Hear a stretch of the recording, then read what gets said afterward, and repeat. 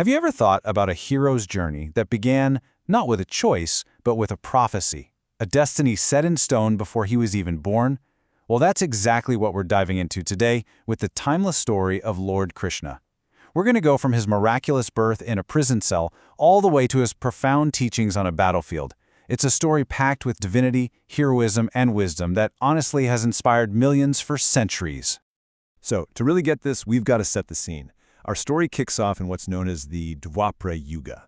Picture this. The kingdom of Mathura is just suffocating under the iron fist of a really cruel king named Kansa.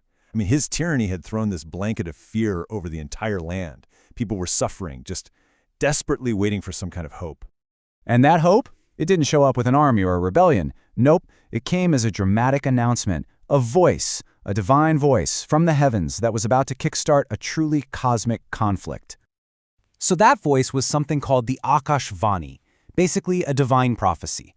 And you have to imagine the absolute terror King Kansa must have felt. This celestial voice booms out and declares his doom. It says that the eighth son of his very own sister, Devaki, is going to be the one to end his reign of terror. I mean, talk about a bombshell. This wasn't just a warning, it was basically a death sentence. Okay, so Kansa's reaction? It was exactly as swift and brutal as you'd expect. He throws his own sister Devaki and her husband Vasudeva into prison. But on the night that the eighth child, Krishna, is born, something totally miraculous happens. The prison doors just swing open. The guards all fall into this deep, deep sleep. Chains literally break apart. Vasudeva, seeing this divine opportunity, places the baby in a basket and makes a daring escape across the raging Yamuna River. He gets the child safely to the village of Gokul, where he's taken in by his new foster parents, Nanda and Yashoda.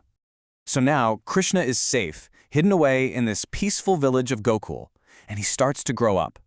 But you can probably guess this was not going to be an ordinary childhood.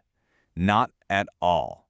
It was just filled with these extraordinary moments, little acts that were like flashes of the immense power just bubbling right under the surface. You know, these incredible acts actually have a name.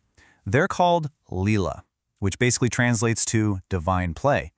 And the idea behind this is, well, it's pretty profound.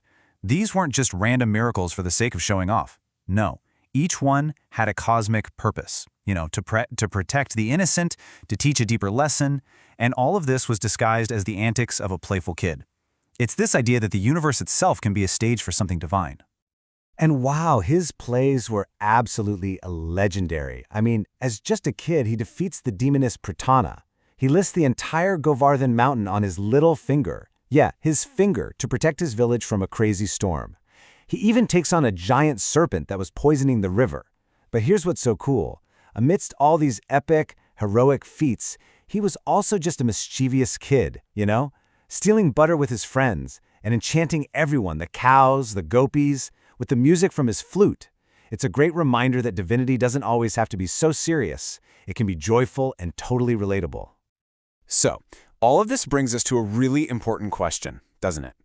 Were these amazing Leelas just, a show of force, a demonstration of divine power? Or was there something more going on? Was each one a carefully crafted lesson in disguise, about courage, about community, about the ultimate triumph of good over evil?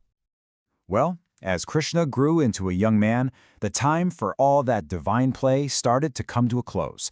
A brand new chapter was about to begin. And this was the big one. The one where that prophecy, spoken all those years ago in a dark prison cell, was finally going to come full circle. And believe me, the stakes could not have been higher. On one side, you have Kansa's Mathura, a kingdom basically built on tyranny, injustice, and fear. And on the other, you have Krishna, who represents the complete opposite, justice, compassion, and dharma, or righteousness. I mean, these two paths were on a collision course. And so the time had finally come. The hero returned. Krishna, who now understood his real lineage and his ultimate purpose, left his peaceful home in Gokul and traveled right into the heart of the conflict, the city of Mathura, to finally face his uncle, Kansa. The confrontation, as you can imagine, was inevitable. And just as the prophecy foretold, Krishna defeated the tyrant Kansa, ending his brutal reign of terror for good. The people of Mathura were finally free. Justice was restored. The prophecy was fulfilled. But you know what? Defeating a king, as huge as that was really just one part of his destiny. Krishna's greatest, most lasting legacy wasn't about the battles he won. It was about the timeless wisdom he was about to share with all of humanity. And here's the thing.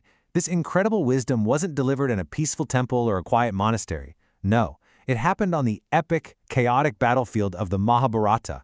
Right as these massive armies were about to go to war, Krishna, who was acting as the charioteer for the great warrior Arjuna, turned a moment of absolute crisis into a classroom for the entire world.